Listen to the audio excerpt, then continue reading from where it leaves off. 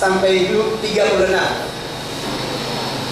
Saudara, jadi ingat baik-baik, panggilan kita luar biasa. Tuhan panggil kita dengan apa tadi? Tuhan panggil kita dengan apa? Nama kita. Jokowi sih tahu kita nama. Iya kan? Ya. Kita membuat ekspedisi begitu tahu kita nama. Apalagi panggil kita nama. Ya kan?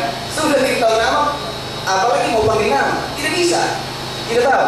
Tapi Tuhan tahu namamu. Tuhan kenal engkau. Tuhan tahu nama kita. Dan Dia panggil kita dengan nama kita. Dan ketika Dia panggil kita dengan nama kita, Dia punya maksud dan tujuan di dalam setiap panggilan. Dan panggilan, tujuan dan maksud itu hanya dapat diselesaikan oleh kita yang namanya disebutkan. Ya, oleh kita yang namanya disebutkan. Dia panggil saya Roni. Roni, kau yang bisa saja. Ini saya punya maksud. Ini saya punya tujuan panggil kau. Ya. Hanya kau yang bisa menyelesaikan ini. Hanya Roni. Ya. Tidak ada Rina, Rani yang bisa. Hanya Roni. Ya. Jadinya itu Bapak Ibu. Sehingga ketika kita memposisikan diri di dalam kehidupan yang ada, kita harus lihat siapa diri kita di hadapan Tuhan. Siapa saya di hadapan Tuhan? Apa maksud tujuan Tuhan saya ada di dalam jemaat ini? Apa maksud tujuan Tuhan saya jadi majelis? Apa maksud tujuan Tuhan saya sebagai jemaat?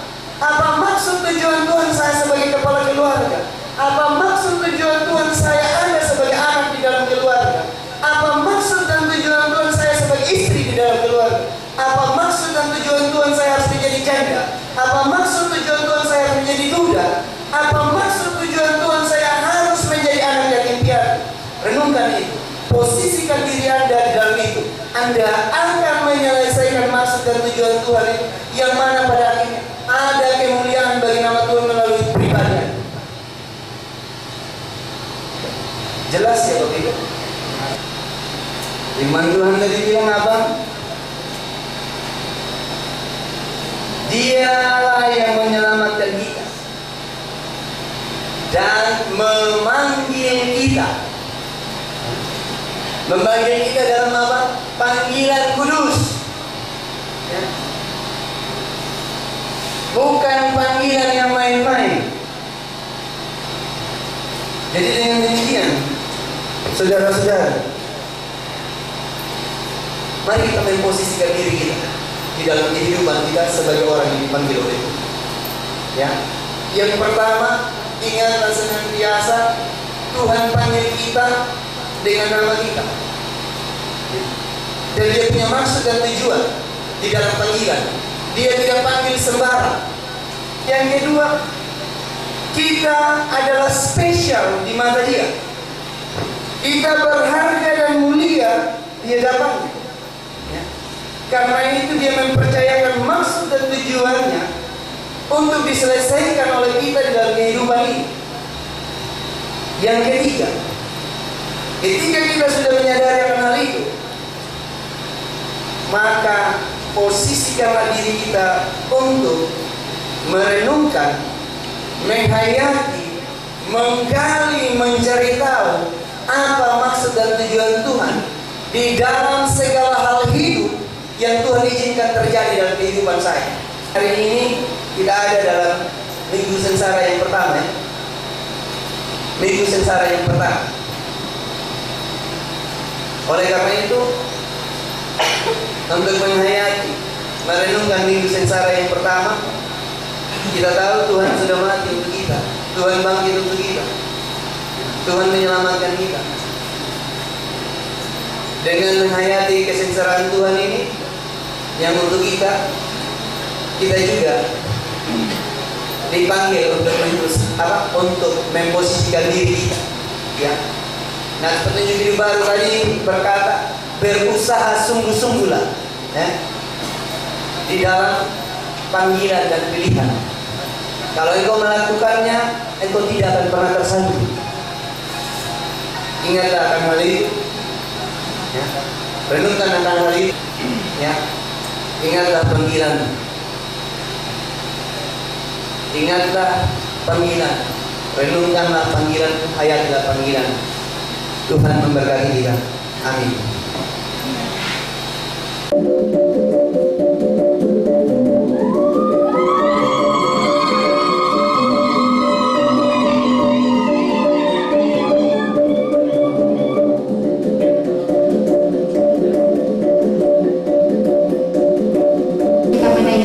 Syukur yang tak terhingga kepada Tuhan atas pertemuan yang sungguh mulia pada hari ini.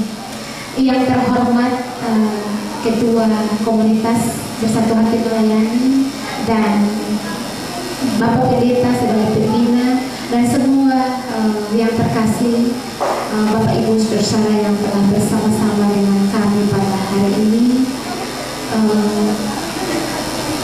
Kami atas nama DPMJ, bahkan dari jemaat, seluruh keluarga jemaat, mengucapkan selamat datang, selamat bersama-sama dengan kami hari ini.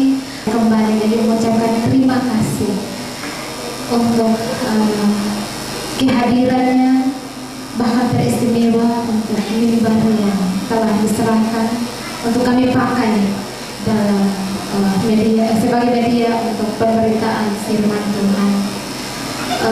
Kami yakin dan percaya bahwa apapun yang Bapak Ibu saudara dari komunitas Bersatu Melayani lakukan, itu adalah untuk hormat dan kemuliaan nama Tuhan.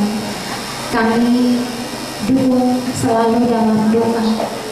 Tuhan akan senantiasa memberkati, bahkan selalu memberikan hikmatnya bagi Bapak Ibu saudara dalam membesarkan komunitas ini.